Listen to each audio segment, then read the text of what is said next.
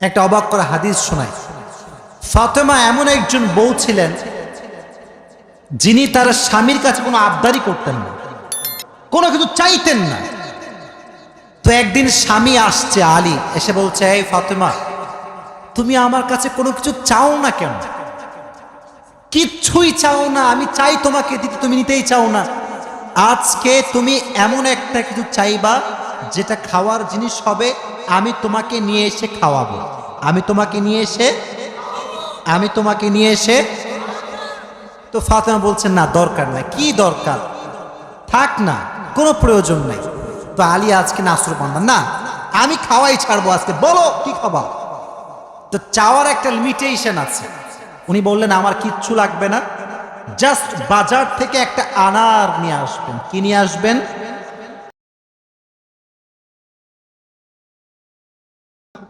তো আলী রাদিয়াল্লাহু তাআলা আনহু বলছে, ঠিক আছে যাও, আমি যাচ্ছি, তোমার জন্য নিয়ে আসবো একটা আনার। বের হয়েছেন নেওয়ার জন্য। এই মনোযোগ দিয়ে শুনবেন হাদিসটা, খুব মনোযোগ দিয়ে। বাজার থেকে একটা আনার কিনেছেন, কিনে যখন বাসায় ব্যাক করবেন, হঠাৎ করে একজন গরিব মানুষ আসছে, সে বলছে, আলী, আজ 3 দিন যাবত আমার পেটে কোনো খানা নাই, আমি বড় হতদরিদ্র মানুষ, খুবই ক্ষুধার্ত মানুষ, তুমি কি আমাকে কিছু খাওয়াতে পারবা? আলী রাদিয়াল্লাহু তাআলা আনহু এতটা দান করার মেন্টালিটি ছিল, এতটা ভালো মানুষ ছিলেন, বইয়ের কথা ভুলে গিয়েছেন, ওই আনারটাও আল্লাহর রাস্তায় দান করে দিয়েছেন। তো যখন আনার মানে হচ্ছে ডালিম, ডালিম, ডালিম। ও আচ্ছা, না বুঝতে বলা যাবে, কোনো সমস্যা নাই। আনার মানে হচ্ছে, নগরে ডালিম আছে না নাই? তোমাদের নগরে একটা বড় বাজার আছে, বাজারটার নাম কি? ওখানে দেখবা রাস্তার বাম পাশে সবগুলো বসে না, ফলের সব দেখবা, অনেক অনেক অনেক আপনার আঙ্গুর রাখা আছে, বেদানা রাখা আছে, আছে না নাই? আপনারা বেদানাও বলেন, ডালিমও বলেন। আচ্ছা, তো উনি দান করে দিয়েছেন। তো যখন দান করে দিয়েছেন, হঠাৎ করে মাথায় আসছে, তো কার জন্য ছিল? ফাতেমার জন্য। বলেন, কার জন্য ছিল? তো মনটা খারাপ যে জীবনে বউ একবার চাইলো, তাও খাওয়াইতে পারলাম না, মানুষকে দিয়ে দিলাম। বাসায় আসছে, মনটা খুবই খারাপ। তো বউয়ের ভালোবাসা কাকে বলে খুব ভালো করে বুঝবেন। আলী যখন গেটটা খুলেছে, ফাতেমা যখন আলীর চেহারার দিকে তাকাইছে, বলছে, আলী, নিশ্চিত তুমি আমার বেদনা, আমার ডালিম তুমি আল্লাহর রাস্তায় দান করে দিয়েছো। সুবহানাল্লাহ পড়ে। তো বলছে ফাতেমা, আসলেই তাই, আমি দান করে দিয়ে আসছি। তো বলছে, আলী, তুমি যদি আমার জিনিসকে আল্লাহর রাস্তায় দান করে খুশি হও, আমি ফাতেমা তাতেই খুশি হয়ে গেলাম। অবাক করা বিষয় দেখেন, হঠাৎ করে একজন মানুষ বাসার গেটে নক করেছে, কেউ কি আছে বাসায়? গেট খুলেছে, তো দেখছে গেটের বাইরে দাঁড়িয়ে আছে একজন সাহাবী, তার নাম হচ্ছে সালমান ফারসি। তার নাম কি? এদিকে পেছনে কিয়ামত হয়ে যাক, তোমরা আমার দিকে তাকাও। তার নাম কি? সালমান ফারসি। বলছে, কি হয়েছে আপনার, হঠাৎ করে আপনি আমাদের বাসায় আসছেন? বলছে, নবীজি তোমার জন্য 9টি আনার হাদিয়া পাঠিয়েছেন। আপনার সুবহানাল্লাহ পড়তে পারলেন না? কয়টি আনার? আরো জোরে। তো আলী বলছেন, নো, এটা আমার না, এটা আমার হতে পারে না। সালমান ফারসি বলছে, কেন? এটা তোমার জন্য পাঠিয়েছে। আলী বলছে, ভালো করে চেক করো, এটা আমার জন্য হতে পারে না। বলছে, কেন?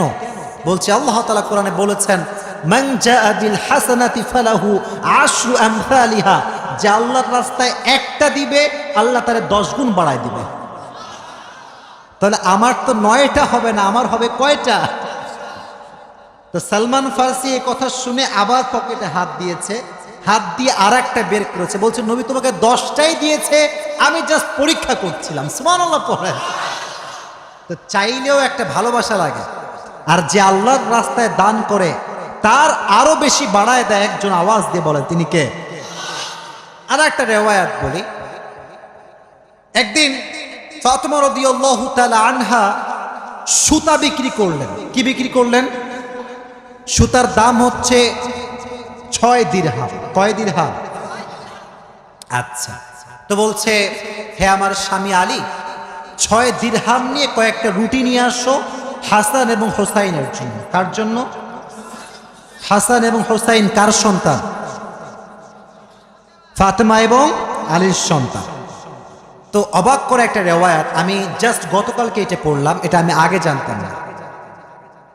তো বের হয়েছে বাসার থেকে রুটি কিনবার জন্য। কি কিনবার জন্য? রুটি কিনে ফেলেছে। Just he was coming back to home, বাসায় আসছিলেন। হঠাৎ করেই গরিব আসছে, অসহায় মানুষ। আলী, কিচ্ছু নাই পেটে খাওয়ার মতো, তুমি কিছু দিতে পারবা? আলীর মনোমাইন্ড এতটা বড় ছিল, যা কিনতে গিয়েছিল ফ্যামিলির জন্য ওইটাও আল্লাহ রাস্তায় দান করে দিয়েছে। জোরে সোরে পড়ুন সুবহানাল্লাহ। সন্তানের জন্য খাবার আপনি কিনেছেন, কিন্তু দান করে দিয়েছেন, কিন্তু ভেতরে একটা কষ্ট আছে না নাই? দেখো যুবকেরা, প্লিজ প্লিজ লাফালাফি করো না, এদিকে আমার দিকে একদম স্থির হয়ে থাকো, চুপচাপ স্থির থাকো। কারণ নওগাঁর মানুষ তো এরা অভদ্র ঘরের সন্তান, এরা সব ভদ্র ঘরের সন্তান, ঠিক না? চুপচাপ থাকেন। তো যখন ফিরে আসবেন, হঠাৎ করে একজন লোক আসছে, এসে বলছে, আলী তুমি কি উটটা কিনবা? উট? বলেন কি? তো আলী বলছে, না ভাই, টাকা পয়সা নাই, কেনার সম্ভব না। তো বলছে, তোমাকে আমি এইটা এখন দিচ্ছি, তোমার যখন বিক্রি করার সুযোগ হবে তখন বিক্রি করবা, তোমার লাভ তুমি রাখবা, আর আমারটা আমাকে দিলেই হবে। তো আলী বলছে, ঠিক আছে দাও।